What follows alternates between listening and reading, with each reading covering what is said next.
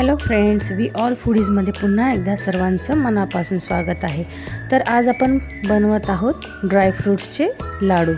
एनर्जीने भरपूर आणि immunity boost करणारे ड्रायफ्रूट्सचे लाडू आपण आज पाहणार आहोत। तर चला बघूया। लाडू बनवण्यासाठी मी इथे एक मोठा बोल भरून पेंड खजूर घेतलेली आहे आणि तिच्या बिया काढून घेतलेल्या आहे।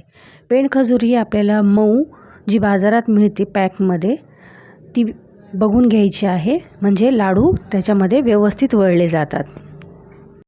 तर आपण सूर्यफुलाच्या बिया घेतलेल्या आहेत अर्धी वाटी, अक्रोड घेतलेले आहेत अर्धी वाटी, पिस्ता घेतलेला आहे अर्धी वाटी, गोडंबी घेतलेली आहे अर्धी वाटी, काळे मनुके आपण घेतलेले आहेत आणि अंजीरचे काही स्लाइस घेतलेले आहेत 7 ते 8, 1 वाटी आपण काजू घेतलेले आहेत आणि 1 वाटी बदाम घेतलेले आहेत। हे सर्व साहित्य आपण मिक्सरला पल्स मोडवर जाडसर फिरवून घेणार आहोत। त्यानंतर एक एक करून हे आपण तुपावर परतून घेणार आहोत। तर इथे मी सुरुवातीला काजूची पूड मीडियम टू लो फ्लेमवर तुपावर परतून घेत आहे। परतत असताना गॅस अगदी मीडियम टू लो फ्लेम ठेवायचा आहे आणि अशा प्रकारे आपण सर्व साहित्य वेगवेगळं तुपावर परतून घेणार आहोत। काजूची पूड इथे माझी परतून झाली आहे। त्यानंतर जी बदामाची पूड आपण केली होती ती देखील आपण इथे परतून घेत आहोत। एकाच प्रकारे आपण सर्व काही जे आपण मिक्सरला फिरवून घेतलं होतं ते सर्व काही फिरवून घेणार आहोत।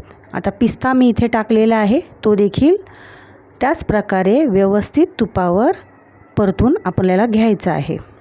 तुम्ही बघू शकता, न जळू देता अगदी हळूवारपणे आपल्याला हे काम करायचं आहे। त्यानंतर मी गोडंबी परतून घेतलेली आहे। इथे आता मी अक्रोडचे काही तुकडे घेतलेले होते, आपण ते मिक्सरला न फिरवता ते हातानेच बारीक कट केले होते, ते देखील अशाच प्रकारे तुपावर परतून घ्यायचे आहेत। त्यानंतर सूर्यफुलाच्या बिया इथे घेतलेल्या आहेत, त्या देखील तुपावर अशाच प्रकारे परतून घेत आहोत। जास्त जळू न देता थोडंसं त्याचा कलर चेंज होईपर्यंत आपण ते परतून घेत आहोत। त्यानंतर लगेच आपण इथे मनुके घेतलेले आहेत। मनुके परतत असताना तूप थोडं जास्त घालायचं आहे, म्हणजे आपले मनुके छान असे तुपात तळले जातात आणि ते छान असे फुगतात।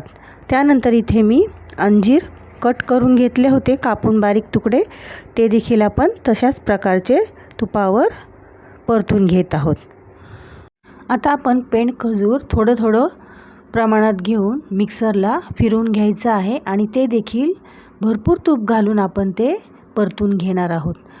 पेंड खजूर अगदी परतत असताना मऊ झालं पाहिजे, म्हणजे जे सर्व साहित्य आपण घेतलेलं होतं ते सर्व त्याच्याबरोबर व्यवस्थित असं बाइंड झालं पाहिजे आणि ते थोडंसं कोमट झाल्यानंतर आपण हे सर्व साहित्य एकत्र करून घेतलेलं आहे आणि जे पेंड खजूर आपण तुपावर परतून घेतलं होतं ते देखील त्याच्यात घातलेलं आहे। तर अशा प्रकारे हे सर्व एकत्र करून आपण आता लगेचच त्याचे लाडू वळायचे आहेत। हे मिश्रण अगदीच थंड न होता थोडंसं कोमट असतानाच आपण हे लगेचच लाडू वळण्यासाठी सुरुवात करणार आहोत।